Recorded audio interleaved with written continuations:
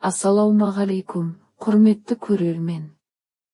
Бүгін біз күнде жейтін, тіпті дастарханнан түспейтін бір тағам туралы әңгімелесеміз. Ол нан. Бірақ сіз білесіз бе? Күнде жейтін қарапайым нанның кейбір түрлері денсаулыққа зиян болуы мүмкін екенін 97 адам білмейді. Бүгін осы тақырыпты бүге-шүгесіне дейін талдаймыз. Ендеше видеоны соңына дейін көріңіз, таңғаларыңыз анық. Бір бөлім, нан ең негізгі тағам, бірақ. Нан қазақтың киелі асы. Ас атасы нан деп бекер айтпаған. Алайда қазіргі заманда біз жейтін нан бұрынғы ата-әжелеріміз жеген нан емес. Бұрын үйдің таба нанын, қамыстан пісірілген табиғи нанды жейтін едік. Ал қазір супермаркеттерде сатылатын ақ нанның құрамында не бар? Сол жайында ойландыңыз ба? Екі бөлім, ақ нанның зияны неде? Ақ нан өңделген ұннан жасалады. Ол ұн дайындалғанда бидайдың қабығы, дәні мен пайдалы талшықтары түгел жойылады. Сонда не қалады? Тек бос калориялар, яғни тек көмірсу. Зияны неде? Біріншіден, ағзаға пайдасы жоқ. Екіншіден, қандағы қант мөлшерін күрт көтереді. Бұл қант диабетінің дамуына себеп болуы мүмкін.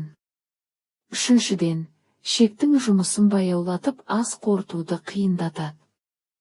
Төртіншіден, құрамында ашытқы, консервант және кейде маргарин сияқты зиянды майлар болады. Үш бөлім, ашытқы жасырын қауіп. Көп нан ашытқы арқылы пісіріледі. Бірақ бұл ашытқы табиғи емес, жасанды түрде өндірілетін түрі. Бұл неге зиян? Ашытқы ішекте газ түзіп, іштің кебуіне, дисбактериозға, тіпті иммунитеттің төмендеуіне әсер етуі мүмкін.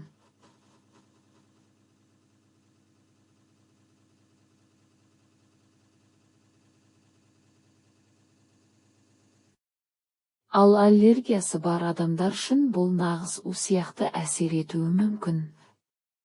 Төрт бөлім, тәуелділік тудыра ма? Иә, нанды жей бергің келеді, тоқтамайсың, солай ма? Себебі нан глютен деп аталатын затқа бай. Глютен кей адамдарда ішек қабынуын, ас қорыту бұзылуын, тіпті психикалық шаршауды тудырады. Нансыз тамақ іше алмайтын күйге жету, бұл да тәуелділік.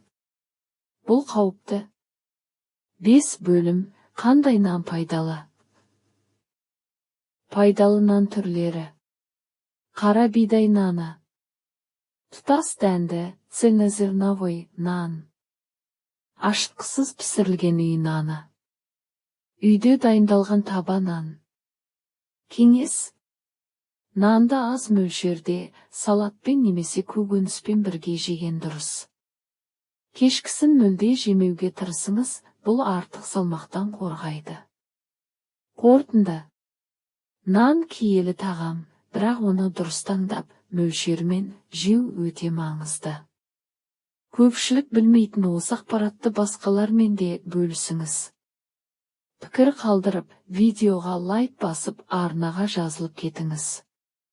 Келесі видеода тағы да пайдалы тақырыптармен кездескенше аман болыңыздар.